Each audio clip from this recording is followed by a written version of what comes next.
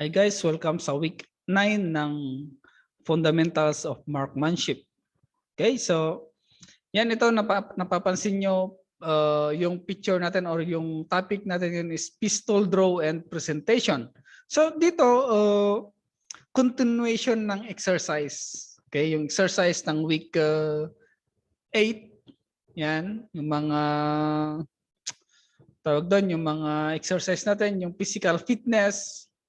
So continuation pa rin nito yung exercise. Kasi bakit kumbaga nagsama yung physical fitness dito sa pistol draw? Kasi dito example pag pag nasa tawag dito yung authority o kaya nasa police o kaya nasa military na kayo. Siyempre, alam din nyo kung paano yung basic, kung paano bunutin yung pistol or yung barrel sa sa baywang, sa holster, sa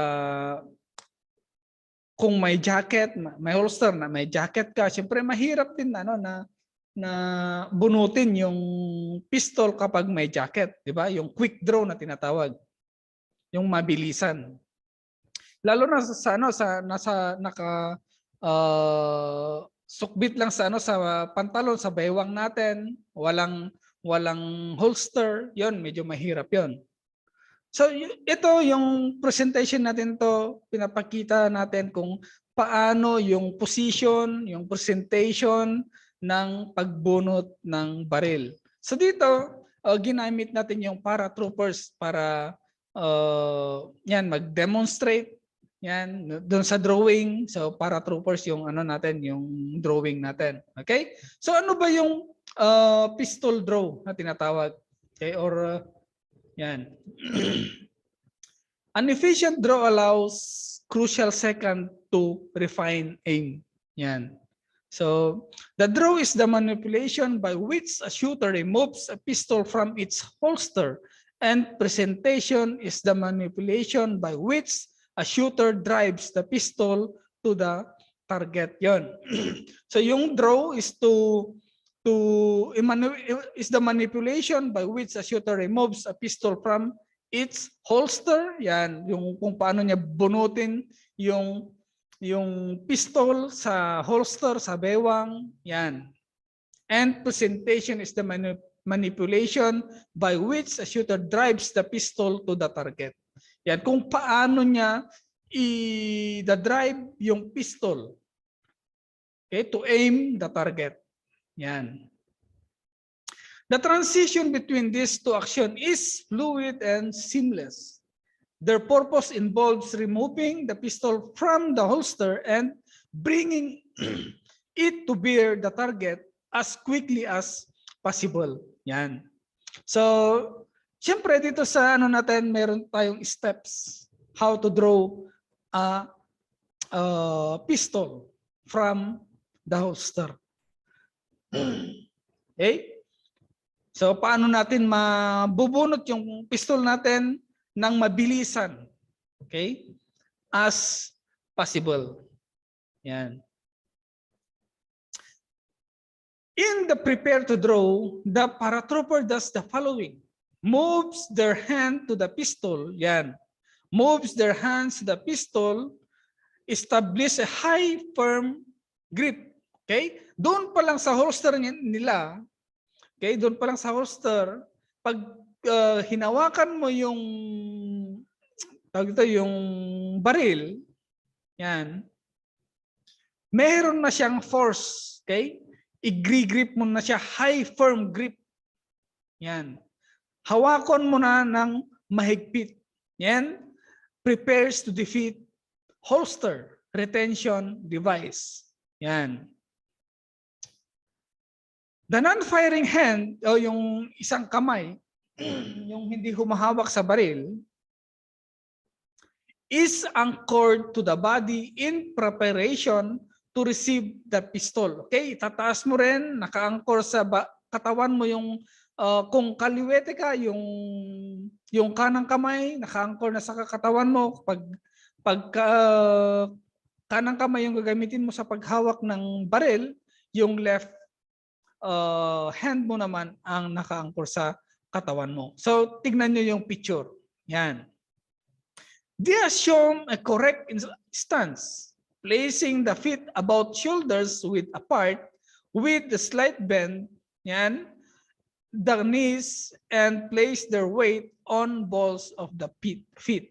Yan. So, ito yung right legs, yan, naka-bend, medyo naka-bend siya, and the weight of the body, yan, are placed on the balls of the feet. Yan, nasa ano, yan. So yung isa, nakaangat lang siya, nakabend, then yung weight ng katawan mo ay nandun sa isang feet, yung sa may balls. Yan, nasa dito. Okay? So paano natin na ano yan, paano natin bakit kaya ganun yung ano natin, yung position natin? Kasi kapag yung ano, yung pag bumaril tayo, hindi yung pulso, yung kamay natin na hindi masyadong gagalaw. Okay, yung weight natin, yung katawan natin ay nandun pa rin sa harap. Pero kapag yung weight natin ay nasa likod, nako, mahirap 'yon. Pwedeng yung kamay mo ay pwedeng tataas yan. Pag pinutok mo yung baril, tataas yan. Okay? May movement. Masyadong malakas yung movement pag yung weight natin ay nasa likod. Dapat yung weight natin ay nasa harap. Okay? Kaya medyo parang mag-step forward tayo, yung isang tawag doon, yung isang paa natin ay nakabend ng konti. Yan, slight bend the knees. Okay? Yan. The next step, grip and defeat takes place. Yan. So pag kukunin natin o bubunutin na natin yung barrel, yan. After acquiring a grip on the pistol, the paratrooper then defeat the holster retention device and swiftly extract the pistol from the holster in a straight upward motion. Yan, yung kamay natin ito, yan. So maganda sana kung meron tayong baril, no, para video na lang na nagagawin natin ito. Okay? So di ko alam kung may ano tayo, may yung pellet gun, kahit pellet gun lang sana, no, at saka yung holster, di ko alam kung nasaan yung holster kasi natin. So, yan. So, dapat, yung pagbunot mo ng baril, straight upward. Okay? Diretso lang sa may holster. Pero kapag yung direction niya na iba yan, yung sa may holster kasi, dapat, kung ano yung position ng holster, yun din yung pagbunot mo para hindi masabit. Okay? Kapag may sabit yan sa may holster, so yung quick draw na tinatawag, wala na, mawawala yon. Okay? So paano pag nauna sa iyo yung kalaban mo o yung target? 'Di ba? So patay ka diyan. Yan. So yun yung kung paano bunutin. Dapat i-grip mo ng maayos yung kamay mo doon sa may barrel. Then, yung index finger mo dapat hindi nakasuot o nakalagay doon sa may gatilyo. So, nakalabas lang siya. Okay? For your safety. Pero kapag pagbunot mo pa lang, siyempre nasa katawan mo pa lang yung barrel. Pagbunot mo pa lang, naka-insert na agad yung index finger mo doon sa may gatilyo, may tendency na accidentally na makakalabit mo yon at yon puputok, lalo na kapag naka-ready na yung baril mo. Di ba? So, yan. Wag niyong gagawin yon. Tawag doon, presence of mind din. Di ba? Then, the soldier then moves into the draw and rotate the grip as soon as the muzzle of the pistol clears the holster. So ano yung muzzle? So yun yung dulo ng baril. Okay, dulo ng barrel. Example. So rotate step as soon as the muzzle of the pistol clears the holster. Yan. Nakalayo na yung yung baril mo doon sa holster. Then the elbow of the firing hand is dropped while simultaneously rotating the pistol to orient the muzzle toward the target. Yan. Move the non-firing hand into position to support the pistol. Yan. So magkasalubong na yung salubong mo na yung non-firing hand doon sa pistol, doon sa grip mo, then yon para support yon sa pistol. Okay, so kapag one hand ka lang, so dapat sanay ka na one-handed yung ginagamit mo, di ba? So, yun, mahirap kasi pag single hand lang yung ginagamit natin sa pagbaril, lalo na yung caliber 45 kasi medyo magalaw yon. So, malakas yung tawag doon, yung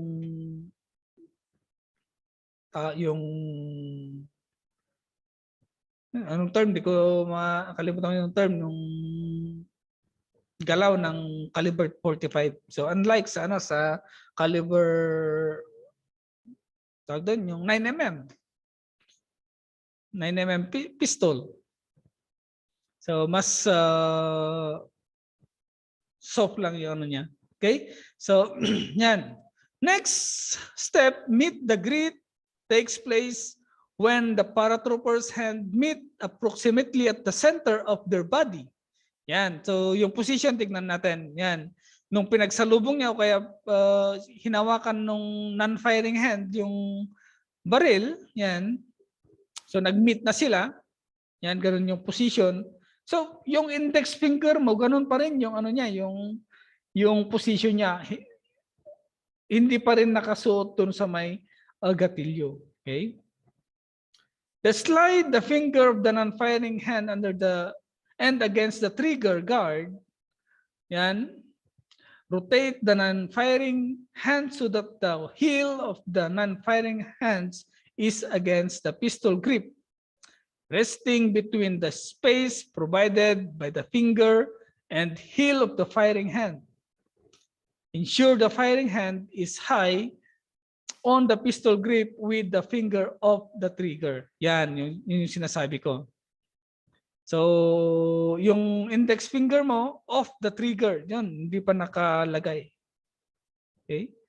Yan. Then, the last step, extend and prepare, takes place when the paratroopers brings the pistol up to their sight line, or sight line is when your sight, the target and target are aligned. Yan. Then the paratroopers need to ensure the following. Yan. Ensure the thumb of their firing hand is on top of their other. Yan. So dun sa kabila yung niyan, yung thumb natin. Ensure the thumb of the firing hand is on top of their other non-firing thumb. Okay, lock out their non-firing hands, wrists as they are pushing the pistol out, prepare the trigger. So always na kapag hinawakan nyo yan, yung butt niya o yung hawakan, so naka-grip talaga yan. Masyadong lagyan nyo ng high grip na tinatawag. Hawakan ng mabuti para pagputok niya, since yung impact kasi ng caliber 45 usually malakas. Okay? So at full presentation, the paratroopers needs to ensure they have the following. Yan. A high firm grip, yan. Correct sight alignment, Yan, correct sight picture and proper stance. So yan yung kailangan ng shooter para maganda yung pag-asinta niya sa target. Yan. High firm grip, yan, correct sight alignment, correct sight picture, and proper stance. Yung presentation, yung posture, yan. So yun nga, sabi ko, dapat yung weight ng shooter ay nasa harap, hindi yung nasa likod. Okay? Or balance. Pwede kang kapag nasa likod yung weight mo, pwede kang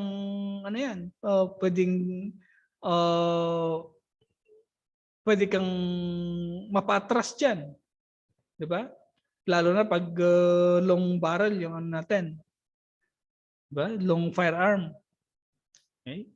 Hindi naman tayo pwedeng nakaliyad. 'Di ba? Then a soldier can disengage the safety at various points during draw and presentation. So kapag babalik na natin yung yung baril natin sa holster, so the same process kung paano yung bunot natin, ganun din. Okay? Parang i-rewind mo lang, okay? Balikan mo lang kung paano yung pagbunot, yan. Ito nga, the thumb of the firing hand or non-firing hand defeat the safety during presentation to the target. So, yan yung sinasabi ko kanina na yung dito sa kabila, yan, ito sa picture. So ito kasi yung yung nakikita yung index finger, pero sa kabila, yan. So, yan yung non-firing hand. Yan nasa yan. Okay, so the firing hand defeat the safety during rotation towards the target, and the firing hand defeat the safety while defeating the holster locking mechanism. Okay, so a shooter can defeat the safety at various points during draw and presentation. However, the safety should be defeated before the arm extend away from the body. Okay, so yung safety, okay? So dapat yung index finger natin kapag nasa kamay natin yung barrel, okay, yung index finger, so dapat hindi nakalagay sa trigger, di ba? Dapat nakalabas yan. Then yung safety dapat habang malayo pa sa katawan natin yung yung barrel, so ilalak na natin yung safety o kaya tatanggalin natin yung okay? Tawag doon yung hammer niya nakabalik na siya sa safety position. Okay? Para accidentally, okay, hindi natin maiwasan yung accident. Yun, para maiwasan. Yun ang gagawin natin. Okay, so yung next picture natin is a video. Yan, some short video kung saan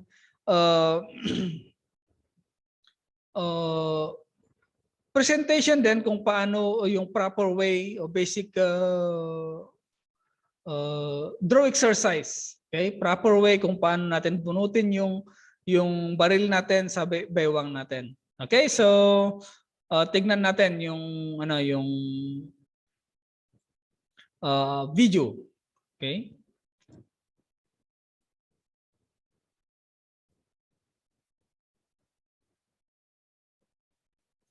Dali lang.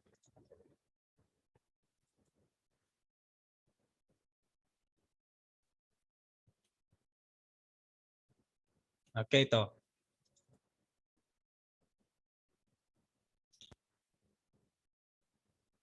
Okay, so what's out? All right, guys, what would you say if I told you that I could give you 4, maybe 5 tips to make you immediately shoot more accurately? Number 1, a good master grip. What's a master grip? The The master grip is how your flesh, interfaces with the weapon, with the tool. I'm going to show you with the Langdon Beretta, and I'm going to show you with a Boresight Solutions Glock, and maybe I'll grab a little small pistol too. Main thing you want to think about is high and tight. I want no space between flesh and the trigger guard. I want no space between flesh and the beaver tail, or whatever the backstrap of the gun looks like. I'll show you on a Glock as well. I want that gun to be locked in. And the master grip means that every time I come out of the holster or I come up off of a table on a range, that grip is locked in the same way every time. That same way is going to give me repeatability, so that when I put a gun out in front of me, pressing a pistol out, it points to the same place each and every time. I'm really quick going to show you what that looks like with that strong side with a Glock. So I don't have that big beaver tail with this, but I'm going to push that gun up tight, no space, no space. Now what do we do with our other hand? Rather than just keeping it straight, we're going to cant it forward slightly. Some guys will tell you super aggressive. Look, all of our bodies are not made the same. Thing you want to think about is you want as much flesh on the grip panel as possible. This is part of the reason little guns are harder to shoot. So check it out. My wrist is straight. Now I slightly cant it forward. See how I can get this chunk of meat up higher. What's that going to do? Leverage. It's going to help me control that gun. I'm going to show you on the Beretta again. I've got all that grip panel, hand straight versus canted forward. That's a big deal. So when you are dry firing, I'm going to grab a little gun here. When you're dry firing, you want to ensure that you are ingraining these good habits. So little gun, same thing. The thing you want to make sure of is there are controls on these guns. Different guns have different controls, but they're in different areas. You want to make sure that your grip is not so high. I see guys that are so concerned with recoil control that they now impede the proper motion of the slide. You don't need to get that high. Part of it is the way in which you grip it. I've had students, one guy in particular, that is a big muscly dude. I'm guessing 275, 6'4", and he puts his non-dominant hand so high to try to control the gun that it impedes proper slide function. I'm 6 foot 195, and you guys watch what happens when I shoot. You don't need to be on top of the gun. So, number one, a good repeatable master grip. Go check out our other videos on grip. A good one that we've done is called Recoil Control Like a Monster. We go over that grip in detail. Number two, to better accuracy, these bumps on top of the gun, this one and this one, you need to use them. They're called sights. I'm being a smart aleck. But guys, we have an issue, a lot of folks, where you don't know what to look at. If you're shooting for pure, ragged accuracy, I'm talking about accuracy, that's what this video is about, you need to line these sights up. How do you line them up? So, my friend Sang made me these years ago. Rear sight, right? Front sight. We want those tops lined up. Equal height, equal light. Equal light meaning here. If you don't have a good focus on this front sight though, you're not going to see those details. So you can't just put the gun out in front of you and let it wander on the target. You need to ensure that those suckers are lined up. Make sure that you see them in good clear focus. In order for this to work, front sight's going to be in good focus, rear is going to be a little fuzzy. We did a whole video on that, which you can go watch here on the channel. And then when you put them on the target, shift your mental focus. I've got a good master grip. I've got those sights lined up perfectly. Don't press the trigger until you see the sights on the target. I know that sounds really silly. One of the things I see with students in class constantly, when they're missing, we talk. Okay, we've gone over what you and I just went over. And when I see them miss, I say, did you see your sights on the target? I don't know. Well, if you don't know, then you didn't see them there. So choose not to press the trigger until the sights are aligned. When you're practicing, even if you're shooting groups on the range and you're trying to work on getting better accuracy, if you're getting tired, stuff's bouncing around, you're having a hard time seeing, put your finger straight. Straighten it out, bring the gun in, breathe, relax, relax. If you're trying to force yourself to just, all right, I've been out there forever, I'm gonna take the shot, bam! you're not going to have a good result, and what you're really doing is you are ingraining more bad habits. So in the context of accuracy, demand from yourself the things that support accuracy. Does that make sense? Now comes step 3, trigger. We've got a couple different triggers we're going to look at, but here's the trick. And when you dry fire, when you're working on that trigger press, ensure you've got that good master grip. You're high tight. How hard do you squeeze? Hard.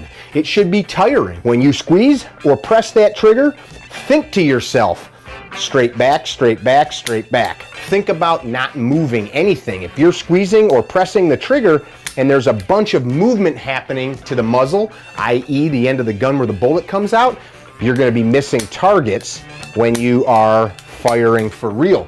That's that double action. We'll check out this Glock. So I've got good sight alignment, press, press, press. That's another way you could look at it. I say that to myself a lot.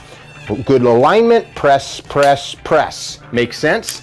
Little gun here like the car. Good alignment, press, press, press. Long trigger pull on that. We could look at a double action revolver. Empty.